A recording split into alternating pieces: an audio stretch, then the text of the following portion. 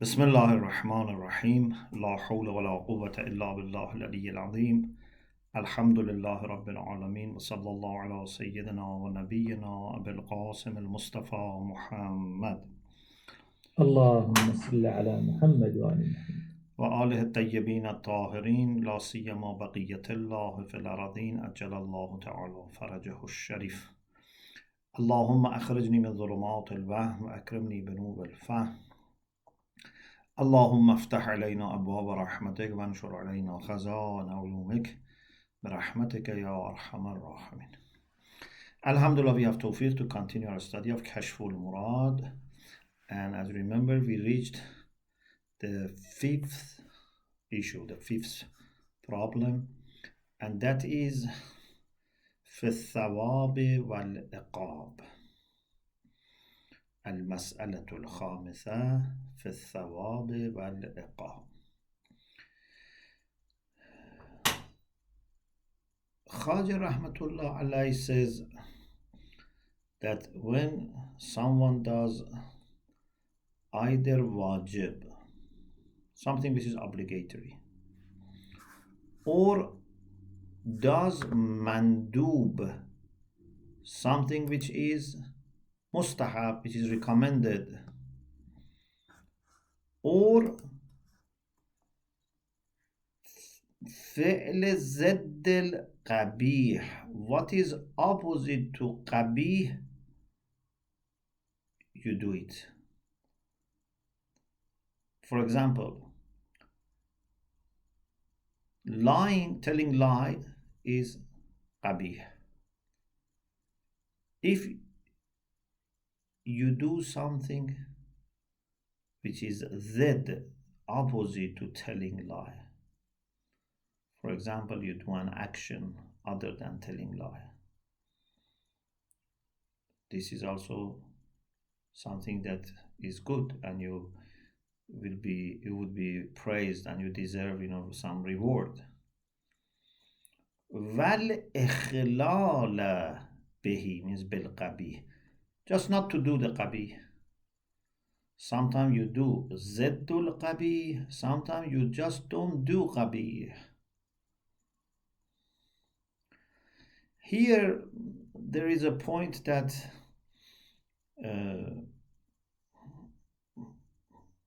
because Ayatollah Subhani also has mentioned this, so I felt right to mention that. It seems to me that there is a little problem in the commentary about this part, and the way that later Allama explains that the Dul Qabih, if this nuskh, this version that we have is correct, seems problematic.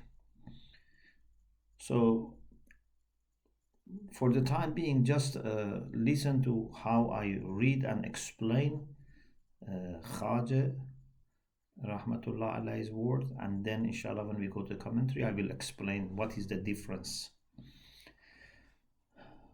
المسألة الخامسة في الثواب والعقاب.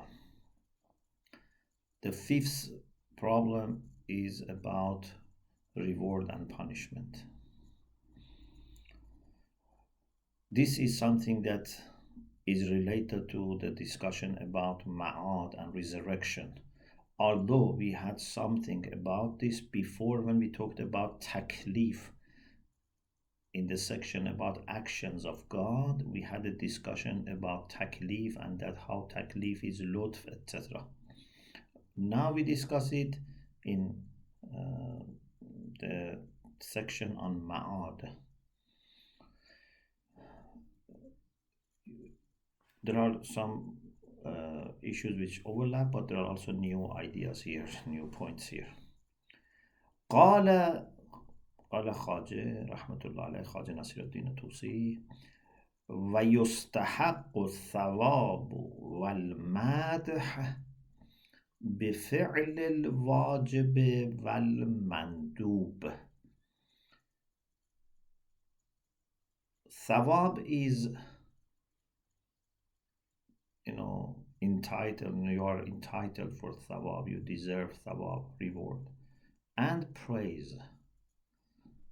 Ajr is something that you get, but in addition to ajr, you are also praised. Number one, بفعل الواجب. If you do what is wajib, you say your salat, you fast, you give zakat, you go for hajj wajib. This is فعل الواجب, means doing what is wajib. Not بالفعل الواجب. Please read carefully. بالفعل الواجب means because of obligatory action. But here we say بفعل الواجب. فعل is masdar, means by doing what is wajib. Number one. والمندوب, number two, means بفعل المندوب. If you do something which is mustahab, if you do salatul layl, if you do nawafil, if you do ziyarah, recitation of Quran, this is فعل المندوب, and you will be receiving praise and reward from Allah subhanahu wa ta'ala. Number three, وفعل ضد القبيح. If I avoid what is prohibited, I get thawab. Many times maybe people think that they only get thawab for doing wajib and mustahab, but you get thawab also for not doing haram. If you don't do haram, if you don't eat haram, if you don't drink haram, you get also thawab, because you are obeying Allah's command of nahi or prohibition. Although there is condition for all of them that inshallah we will mention.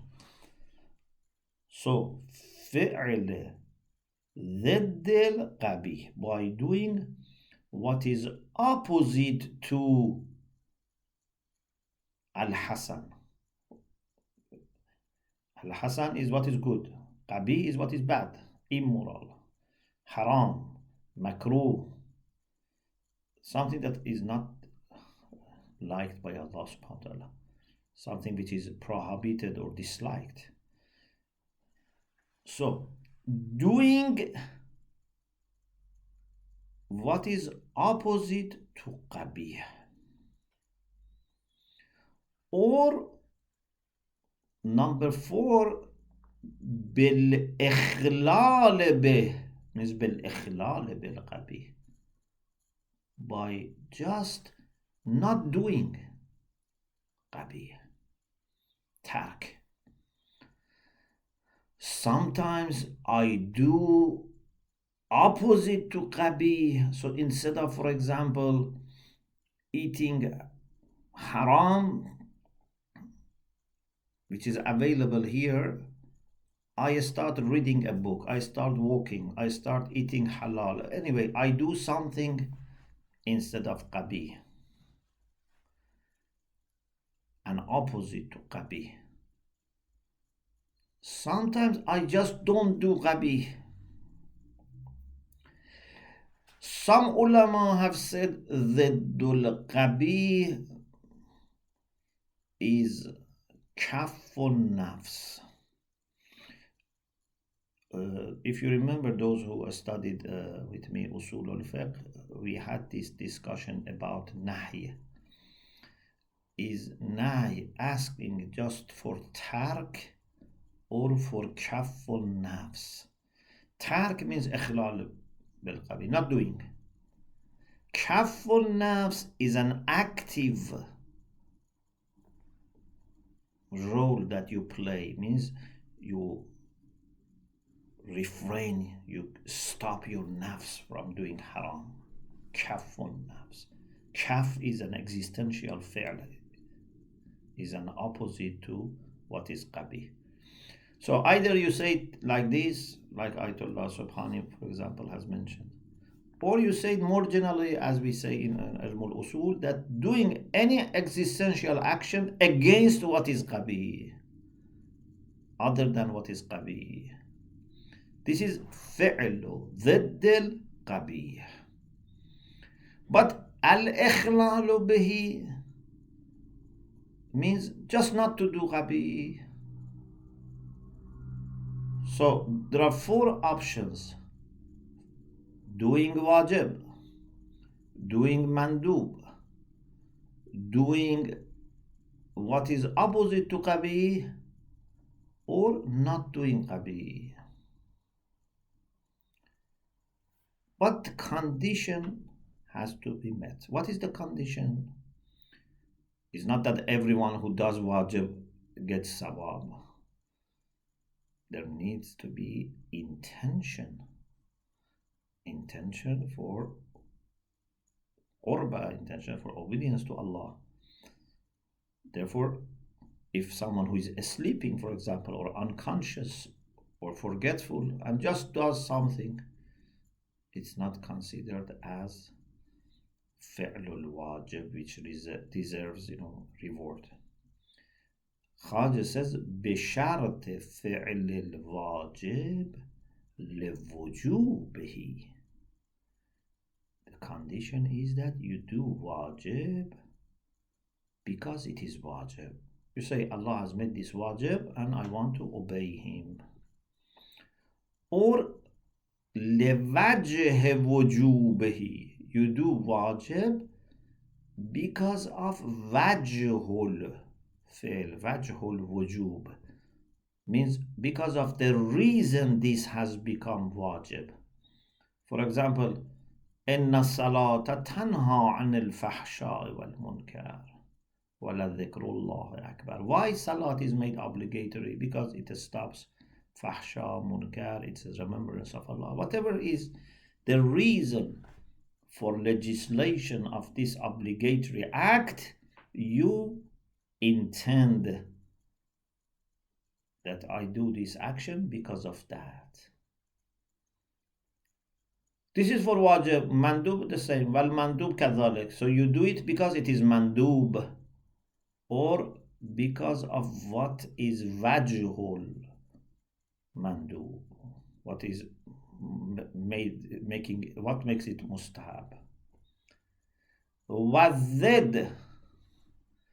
Also, you should do ضد if you want to get thawab, because you don't want to do qabih.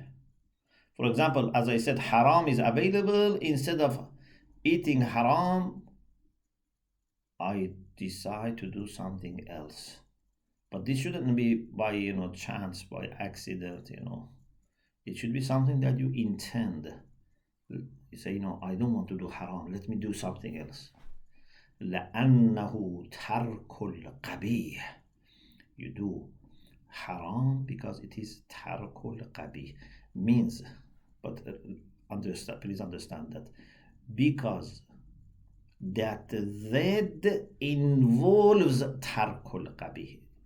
If we say Z is just tarkul qabih, then it would become the same as ikhlal. That opposite action is involving not doing haram. If I, instead of looking at haram movie, I read a book which is useful. Okay, by reading this book, I am avoiding haram. This is fi'l al-dhid. والإخلال به. Maybe I don't do anything, I just don't watch the movie. I close my eyes, for example. والإخلال به لأنه إخلال به. So بشرط فعل الواجب either لوجوبه أو لوجه وجوبه. والمندوب كذلك means بشرط فعل مندوب لمندوبيته أو لندبه أو لوجه مندوبيته أو لوجه ندبه. والضد لأنه ترك القبيح means بشرط فعل الضد لأنه ترك القبيح، وبشرط الإخلال به لأنه إخلال به means إخلال بالقبيح. Now, you may say, okay, why there is a need for thawab and madh? The whole question. We say, this is what we had it before. Because this person is given a taklif, there is a kulfa, there is a mashaqqa. This person has to avoid something that might be, attractive, something that might be giving some pleasure. His freedom is reduced. He's asked to do something. This mashaqqa, which is caused by taklif, needs some return. If there is no return, there is no, benefit and outcome, then this is zulm. We cannot, without reason, ask people not to do things or do things. لأن المشقة من غير عوض ظلم. So there must be a return. Also, that return must be something that cannot be achieved except through this taklif. If it was possible to give that ibaz without taklif, then making this taklif becomes abath. ولو أمكن الابتداء به بالعباز كان عبثا.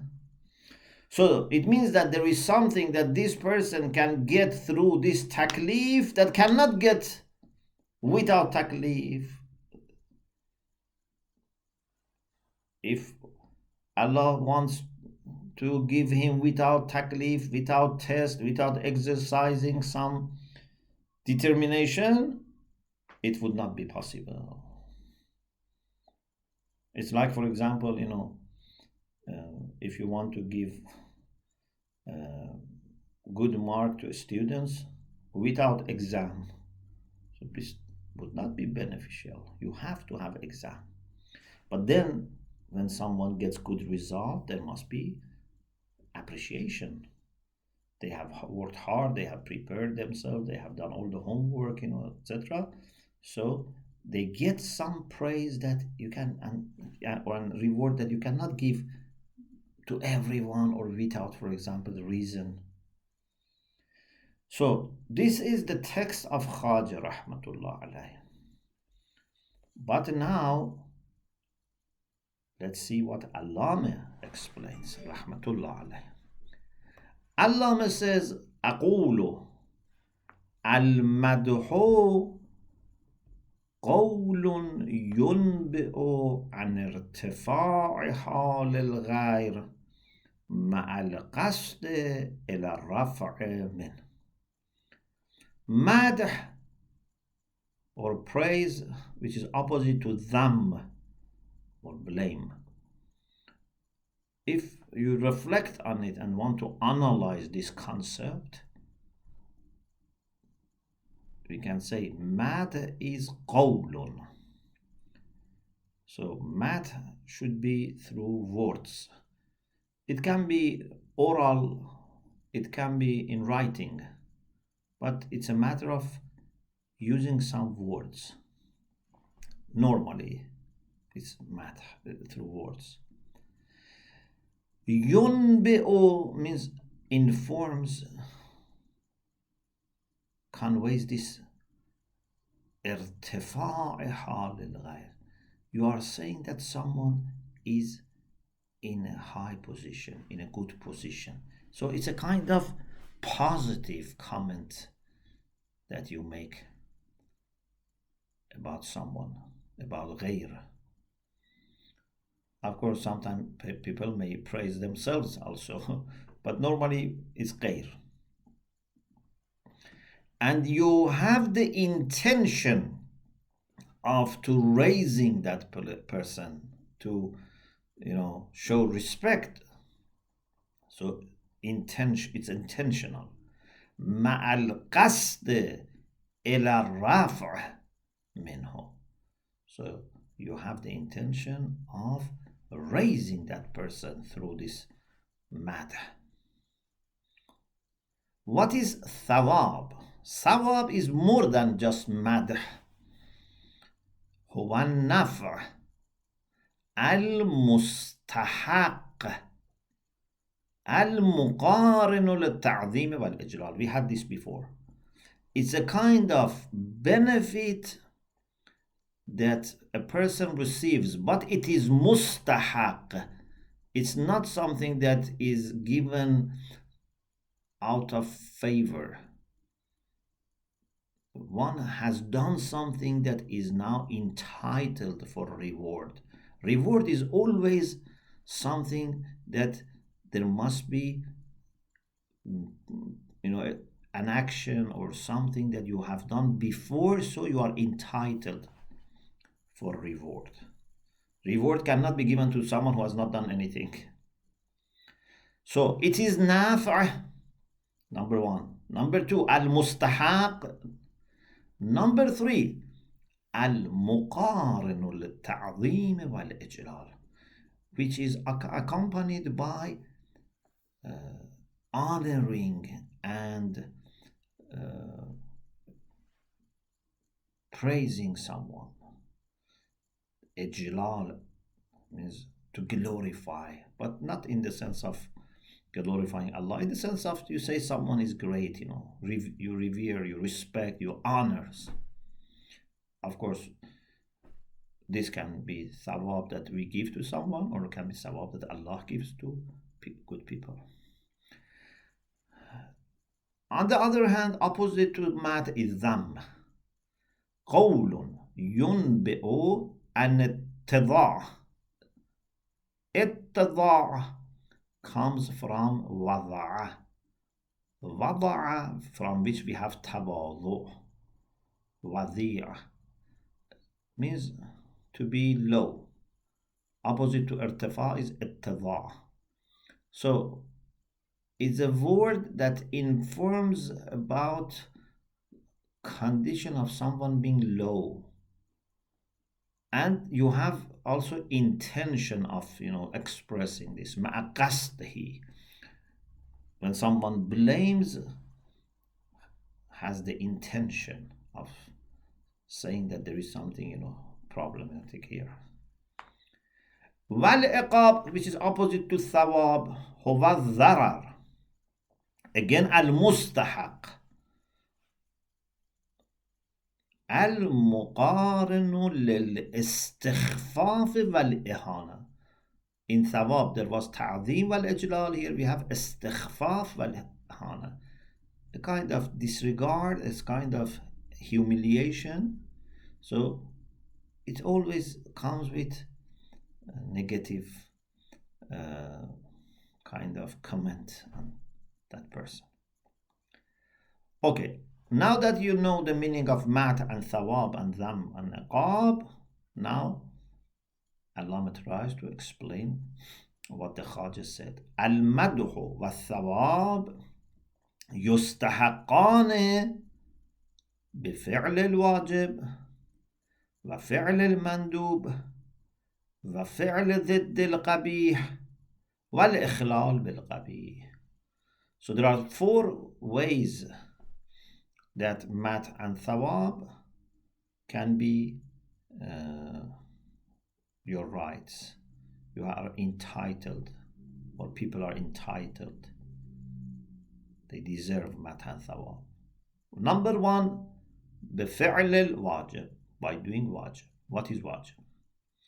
Number 2, وفعل المندوب, means بفعل المندوب. Number 3, وفعل ضد القبيح, doing what is opposite to qabih. Here Allama rahmatullah alayhi says وَهُوَ التَّرْكُ لَهُ. It seems that he wants to say, if this version, if this nuskha is correct, it seems that he wants to say فعل ضد القبيح means not to do قبيح.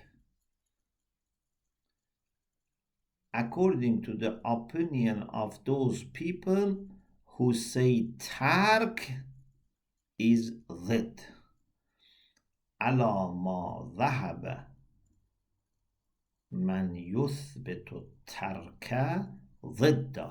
According to this opinion of people who say ترك, not to do, is opposite. But then he says والإخلال بالقبيح, not doing قبيح. Then the difference between the third and the fourth disappears.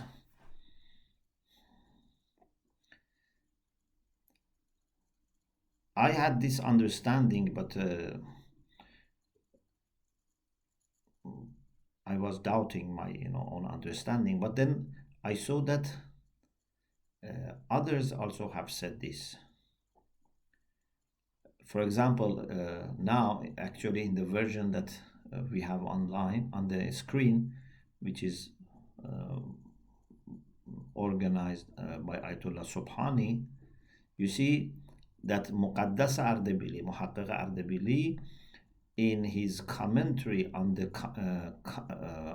commentary of Qushti. Qushti is a Sunni theologian who has commentary on Tajrid, because many Sunni scholars as well as Shia have commented on Tajrid. It's such a great text in Kalam. Maybe there is no exaggeration to say that it's the most influential text in Ilmul Kalam, Tajrid by Khajah.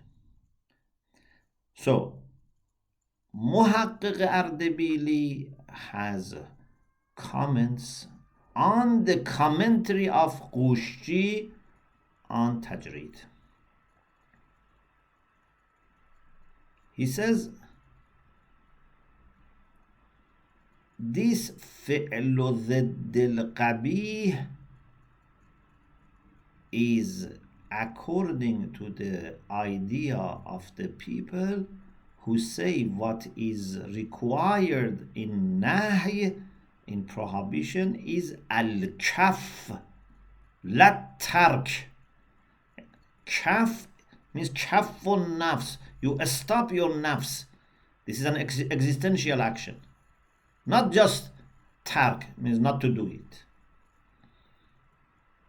So Zed has to be an action which is opposite. So instead of doing qabi, you do another action. The minimum is kafun nafs. Or as I said, doing another action which is mubah or mustahab or wajib. Start prayer. Start reciting Quran. This is fi'lu ضد القبيح. Even if you do mubah, because the reason for doing this mubah is not to do haram, you get sawab. Ayatollah Subhani says, توضيح المقام هو أن الأصوليين اختلفوا في أن الموضوع له لهيئة النهي هل هو الكف عن الشيء. What هيئة النهي? Because we have maddatun nahy and siqatun nahy or hay'atun nahy. Is that prohibition, is it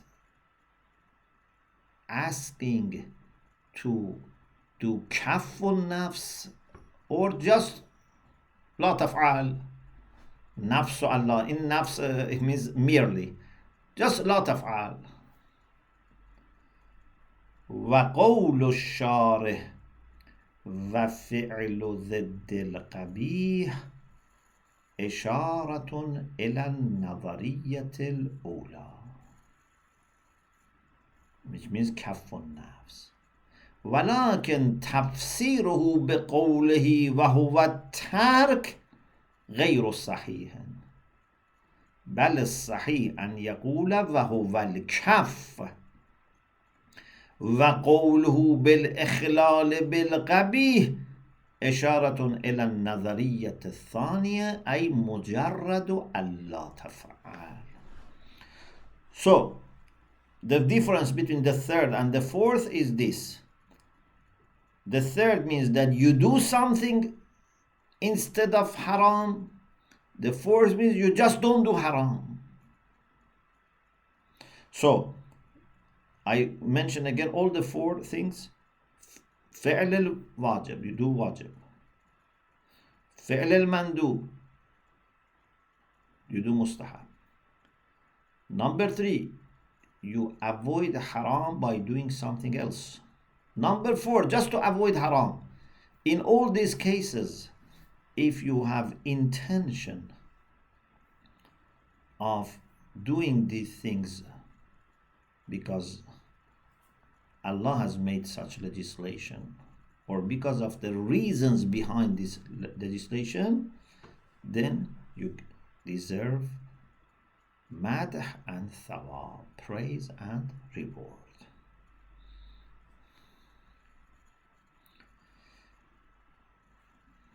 Now, what about other theologians?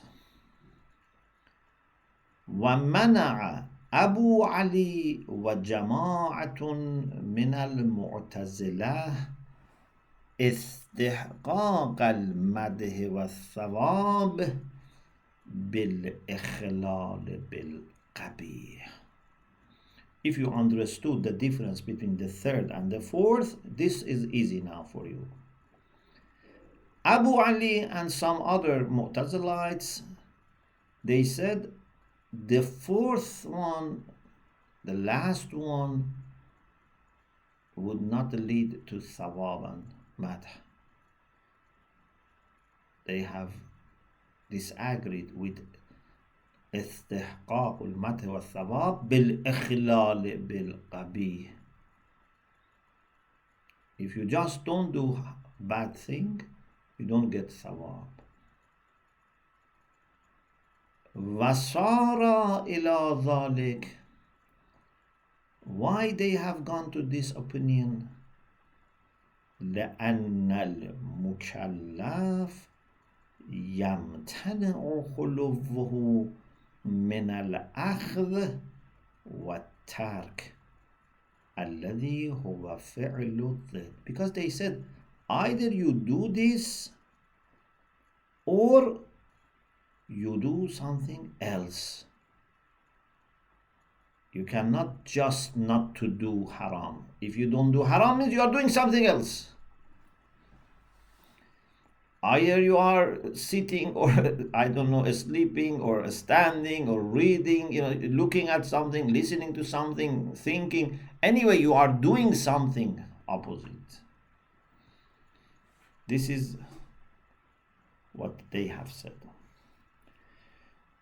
والحق ما ذكره المصنف رحمه الله. But what is true is the opinion that Khaja Musannif, our author, has mentioned. That even with ikhlal, you can get thawab.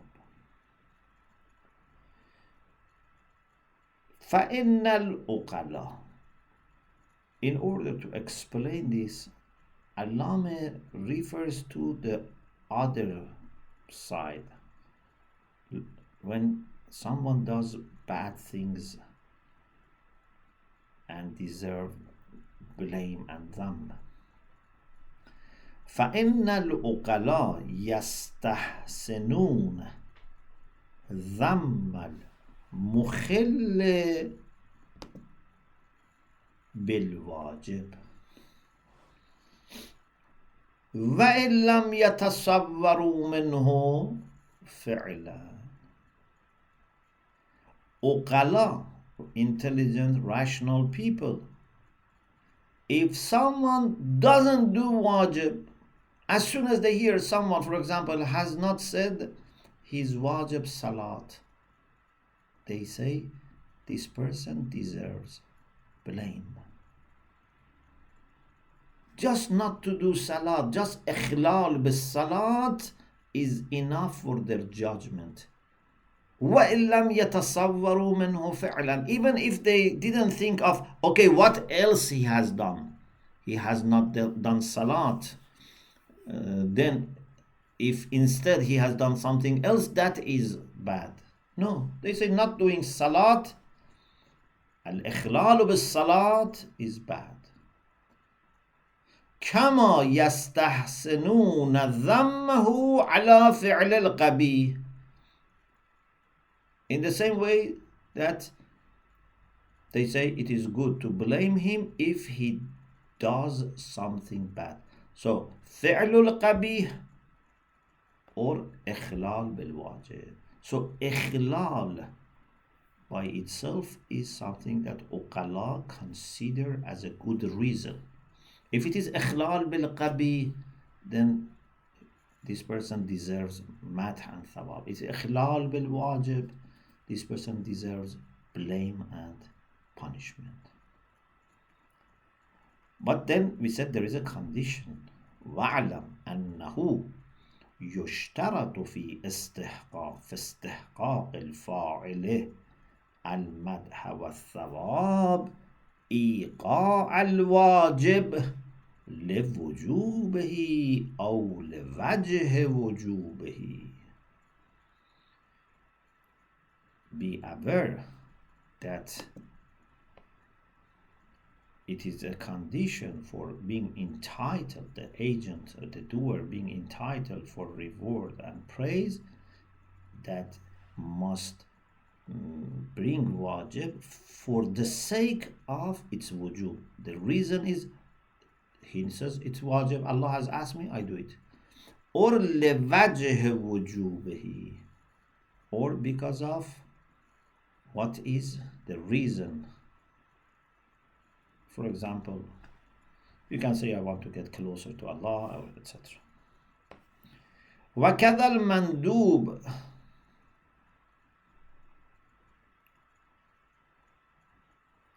يفعله لندبه أو لوجه ندبه.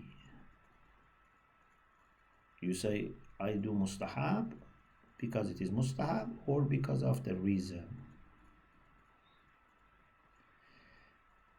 Then وكذا number 3 ترك القبيح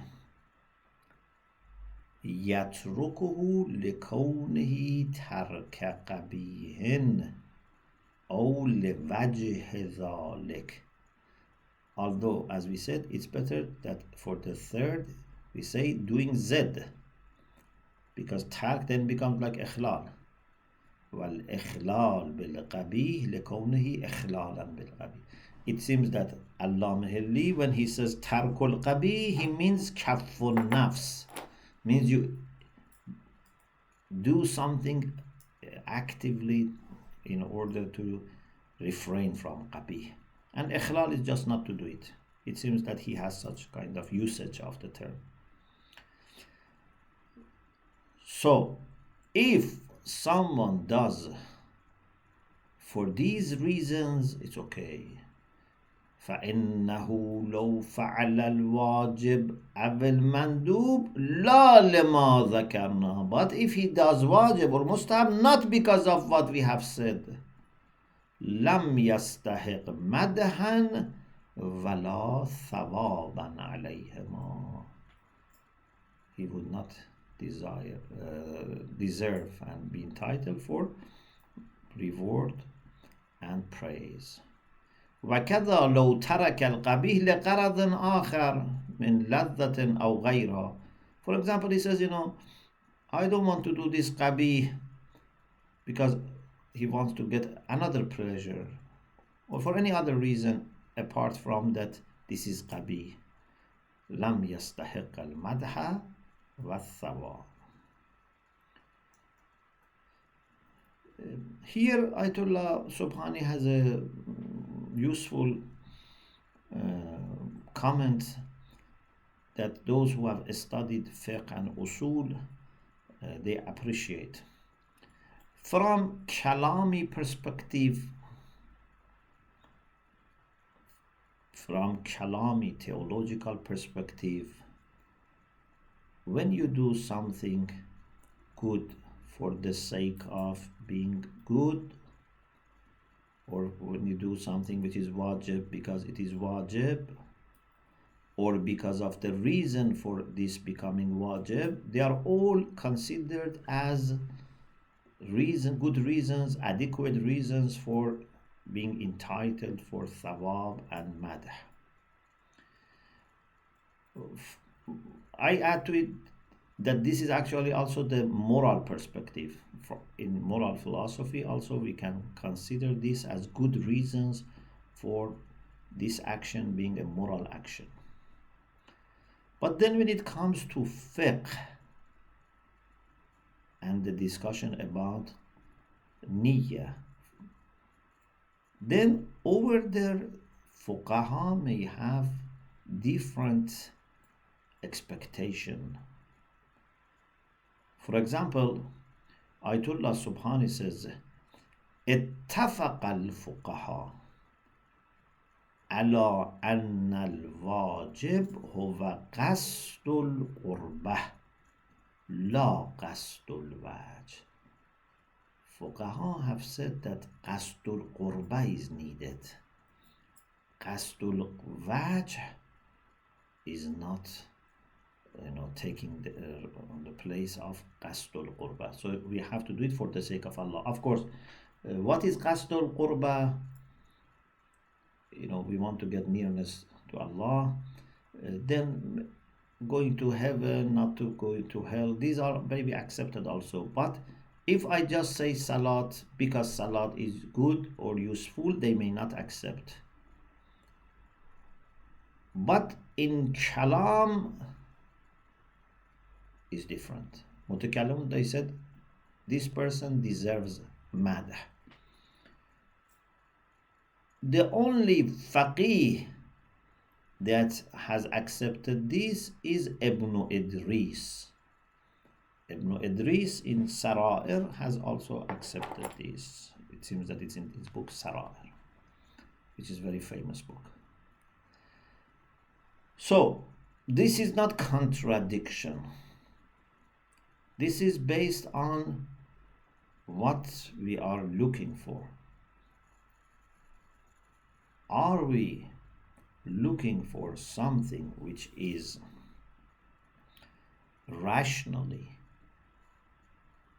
making a person entitled for thawab and madh, or we are looking for a legal way of defining the niyyah which is needed for ibadat?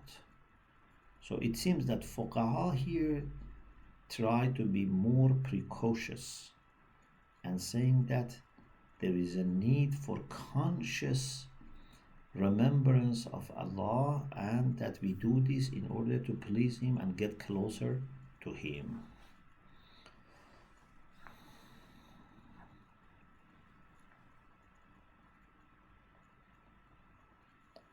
And another comment that Ayatollah Shomali has that you see on the screen is that he says, if you do something for the sake of Allah, then you don't need to think of what is wajib, or qasdul wajib, etc. Anyway, I don't think it's a big issue here for us.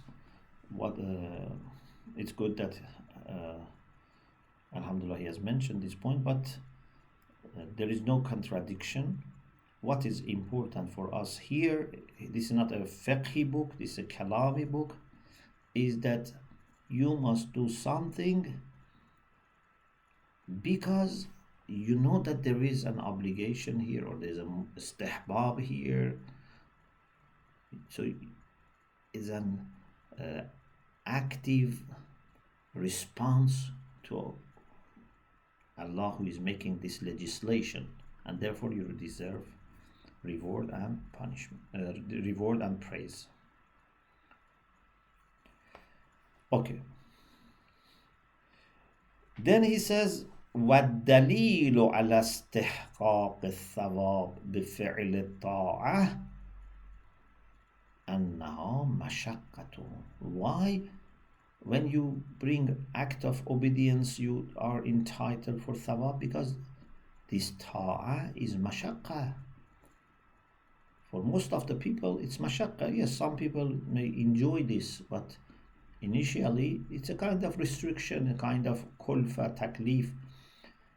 قد ألزمها الله تعالى المكلف. Allah has made it obligatory upon the mukallaf. فإن لم يكن لغرض, if there is no purpose here, كان عبثا وظلما. It would be abath, it would be absurd, in vain, and zulm. وهو قبيح لا يصدر عن الحكيم. Zulm and abath, both of them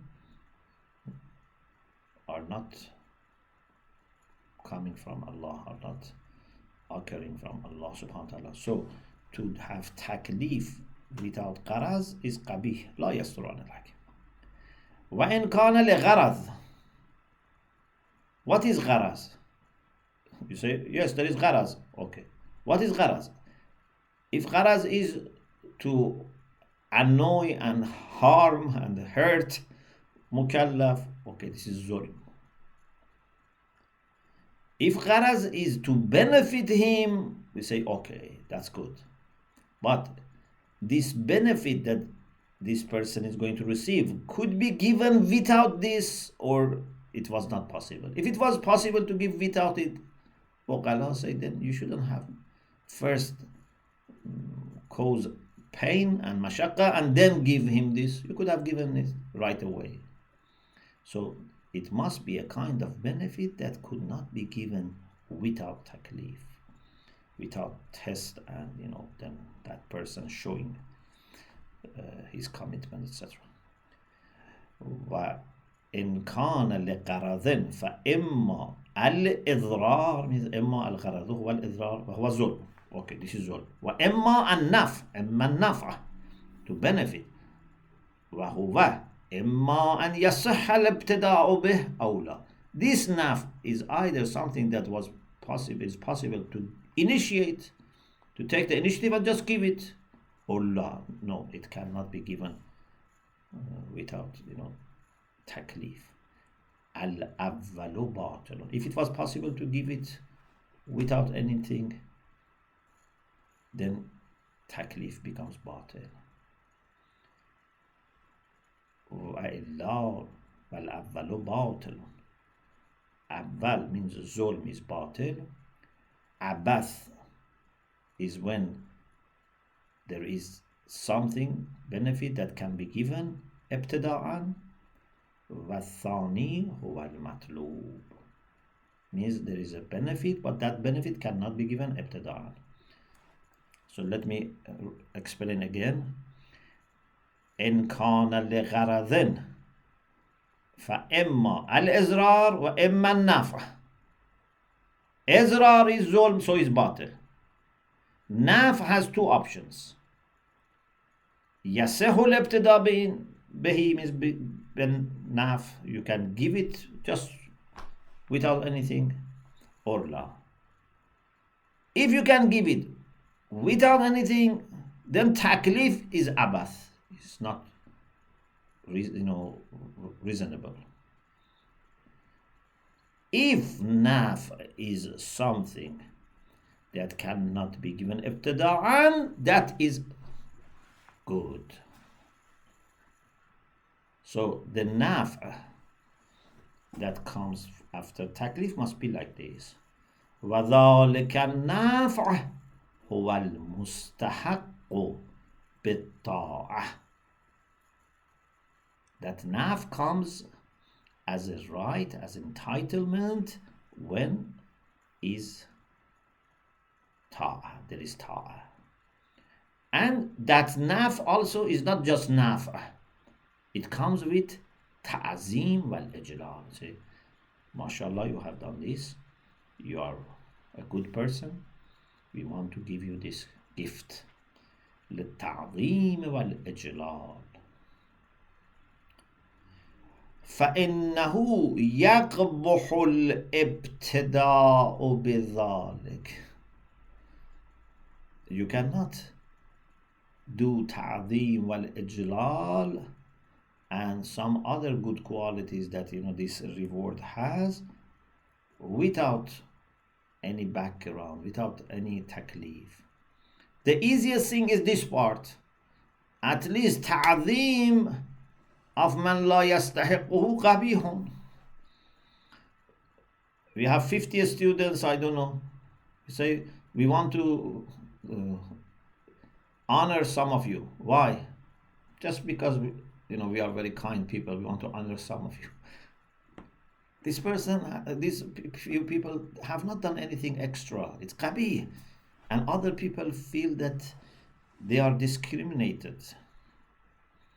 So, if you want to do ta'zeem, then there must be something before. Taklif prepares for this. Plus, the thawab also is something that, like a good mark that can be given if someone has done something. Many things that we receive as thawab could not be given if we had not done anything. Some kind of thawab, yes. Allah subhanahu wa ta'ala, out of his love for us, out of his generosity, may, for example, say, I give you this reward. But certain light of action, which is part of thawab, can only come if you exercise your will and try to obey Allah subhanahu wa ta'ala. Okay. Alhamdulillah, this part finished. Then we go to the next saying of Khajeh, that he says this was about thawab and madh. وَكَذَا يُسْتَحَقُّ الْإِقَابُ وَالذَّمُّ. The opposite, punishment and blame, also are entitled by doing what is bad or not doing what is wajib. We could say also mustahab, but for mustahab there is no iqab if you don't do it. Maybe sometimes you can say it's a little of blame or a level of blame, but Allah is kind. So if you do mustahabbat, you get sawab and madh. But if you don't do mustahabbat, you may not be blamed. Or if you do makruh, you may not be blamed. Although to some extent, it's not good, but it's not something so serious that Allah subhanahu wa ta'ala would, question and challenge us why you didn't do mustahab or you didn't refrain from this makruh. Of course, if someone doesn't do mustahab because of hating mustahab, this is a problem. This becomes haram. Or if someone, ulama say that, sometimes some ulama say, or maybe all ulama, but I have seen in some of them saying that if someone doesn't do any mustahab in his life, this is also haram. Perhaps this goes back to the first one, that it shows that this person has problem with mustahab. But I don't think this is happening. I don't think there is any mu'min who would do wajibat and says, I don't do any mustahab. I don't think such people exist. But if there was such a case, then that would be problematic. Inshallah, we continue this discussion. Already our time is past. In the next session, bi'iznillah. Alhamdulillah Rabbil Alameen. اللهم صل على محمد وعلى محمد. جزاكم الله خير شيخنا. May Allah bless you, inshallah. Brothers and sisters, if you have any questions, you are welcome to unmute and ask the question directly. I don't see any questions in the chat, Sheikhana.